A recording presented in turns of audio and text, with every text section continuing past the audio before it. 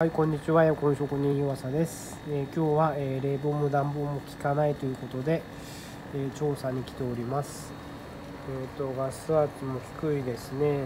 そして、ここ、見てもらうと分かると思うんですけど、霜がついてると思うんですけど、これは、ガス不足の症状ですね。どこからか、ガスが漏れてると思います。それでは、ガスチャージの作業を始めていきたいと思います。